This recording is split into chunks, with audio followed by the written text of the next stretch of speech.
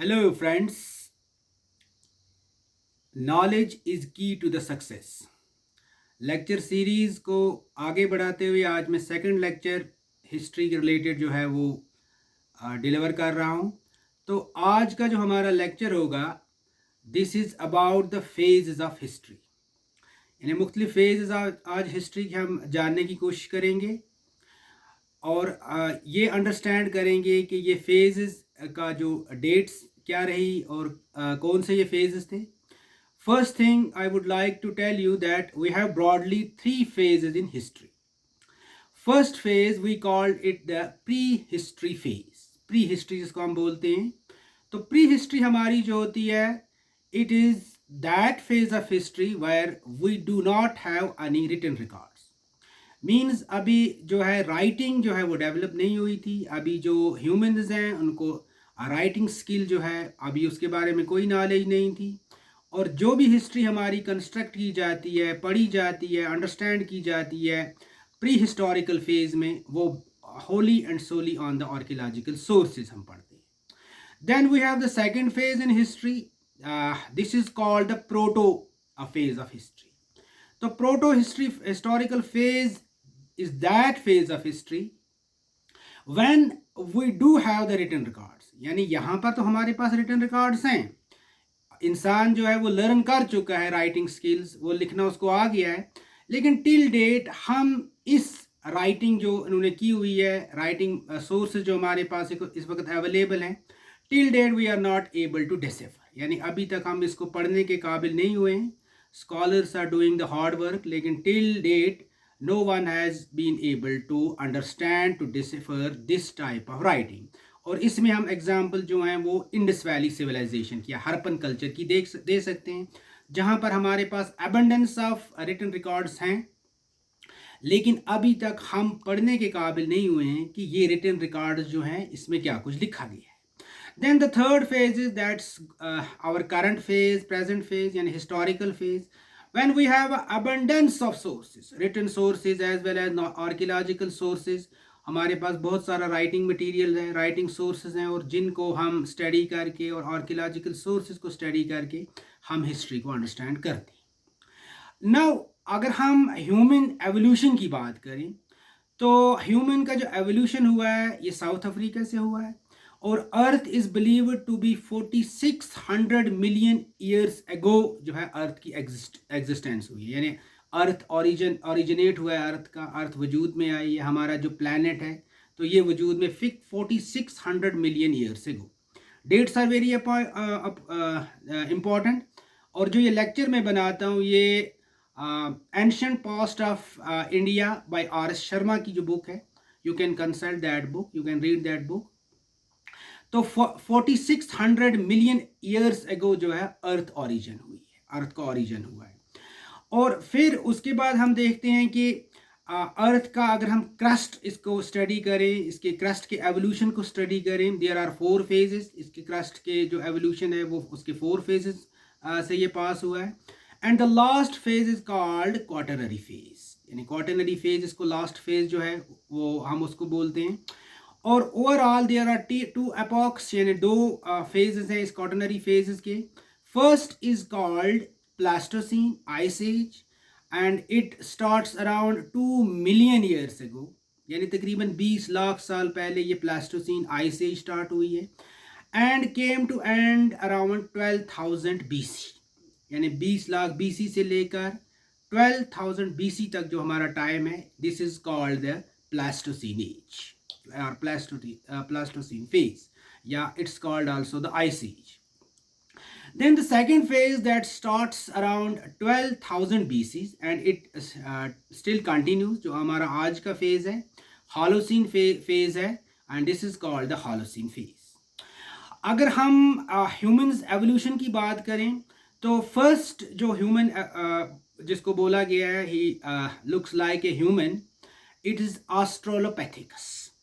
He was more और less ape like structure था इसका, और इसका जो ब्रेन का टोटल मेजरमेंट थी, it was around 400 cubic centimetre. ऑस्ट्रोलोपैथिकस Africa में ये पाया गया है। उसके बाद हमारा जो नेक्स्ट इम्पोर्टेंट फेज आता है ह्यूमन एवोल्यूशन का, this is the Homo habilis, यानी होमो हैबिलिस हमारा इंपॉर्टेंट फेज ह्यूमन एवोल्यूशन का आता है. Homo habilis were the first person who started the using of stone tools. ये पहला फेज था ह्यूमंस का जब इसने स्टोन्स के टूल बनाना शुरू किए और इनका इस्तेमाल शुरू किया. और इसका जो ब्रेन का मेजरमेंट था it was 500 to 700 cubic centimetre. तो ये जो ऑस्ट्रेलोपैथिकस है उससे इसका ब्रेन थोड़ा बड़ा था और ये ज़्यादा बेटर जो है अपने फंक्शंस को यानी काम काज जो कर सकता था. Then the third phase, important phase in the human evolution came and it is called Homo erectus, yani upright man. And Homo erectus is believed to be the first man who discovered and used fire. यानी इस यही वो phase है जब fire की discovery होती है और जब इंसान फायर को यूज़ करता है कुकिंग के लिए या यूज़ करता है to ward off these wild animal, to protect himself from the wild animals. तो इसका अगर मेजरमेंट ब्रेन का देखें it's around 500 to 800 cubic centimetre. यानी ये जो है पिछले वाले फेज से इस ह्यूमंस का फेज जो था वो थोड़ा बड़ा था. और ये जो है ये लॉन्ग ट्रैवल्स करता था और इसका जो हमें मिले हैं एविडेंसेस मिले हैं, चाइना से मिले हैं, वेस्ट एशिया से मिले हैं और एशिया से. इन एडिशन टू अफ्रीका यहाँ पर भी ये इंसान आया, तो इसका मतलब है ये लॉन्ग ट्रैवल्स करता था. देन द जो मॉडर्न हमारा आज का ह्यूमन है it has originated from homo sapien. यानी होमो सैपियन जो है it's the next important phase of human evolution. और होमो सैपियन से ही मॉडर्न मैन जो है वो ओरिजिनेट हुआ है.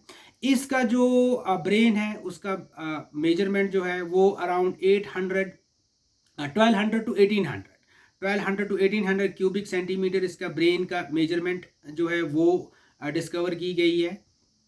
और इसका जो है ये फंक्शन जो था वो एक विजनरी मैन माना गया है. इसका फंक्शन जो थे इसने बहुत काफ़ी ज़्यादा he made lot of stone tools and he was the first man who is said to be a wise man. Then after the last important phase of the human evolution came to which we belong, that's called the Homo sapiens sapien. तो हम इसी Homo sapiens sapien से belong करते हैं और इसका जो brain का मेजरमेंट है it's around 1200 to 2000 cubic centimetre. ये जो है ओरिजिन अफ्रीका से हुआ है मॉडर्न मैन का. और अगर हम इंडियन कॉन्टेक्स्ट में बात करें, इंडियन कॉन्टेक्स्ट में हमें जो है फर्स्ट जो ह्यूमन टाइप यानी जो होमिनिड से या ह्यूमन से मिलते जुलते मिले हैं इसकी एविडेंसेस हमें, इसके जो रिमेन्स हमें मिले हैं वो शिवालिक रेंज से मिले हैं जो बोथ इंडिया एंड पाकिस्तान में पाए गए हैं. और पटवार जो प्लेटोज़ हैं, पटवार प्लेटोज़ जो पाकिस्तान में इस वक्त है तो वहाँ से मिले हैं. तो इसको हम बोलते हैं रामापेथिकस एंड सेवापेथिकस. और ये जो है ये हमें मिले हैं origin early evidence of humans in India. और Ramapithecus is believed to be it was a female and this ये जो है ये evidence एक female की थी. Then जो modern इसमें हमारे एशियन कॉन्टिनेंट में जो modern ह्यूमन सैपियन या होमो सैपियन या होमो सैपियन का जो हमें एविडेंस मिला है वो हमें श्रीलंका में मिला है. और श्रीलंका में एक जगह है दैट्स कॉल्ड फाहियान. फाहियान एक प्लेस है श्रीलंका से.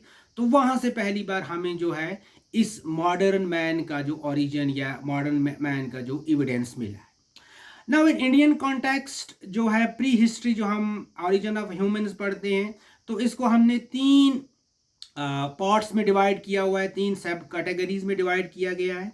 फर्स्ट इज कॉल्ड पैलियोलिथिक जो है 600,000 ईयर्स यानी 6 लाख BC से स्टार्ट होकर ये 150 BC तक यानी 1,50,000 BC तक ये जो है लोअर पैलेलिथिक यानी पैलेलिथिक के जो 3 फेजेस हैं हमारे. तो लोअर पैलेलिथिक जो है 6 लाख BC से 150,000 BC तक. तो दूसरा जो हमारा है मिडिल पैलेलिथिक 150 BC से लेकर 35,000 BC तक. और तीसरा जो है अपर पैलेलिथिक जहाँ पर हम जो है आइस एज ख़त्म हो जाती है और फिर मीजोलिथिक फेज स्टार्ट होता है. ये जो फेज़ है हमारा ये 35,000 BC से लेकर 10,000 BC तक.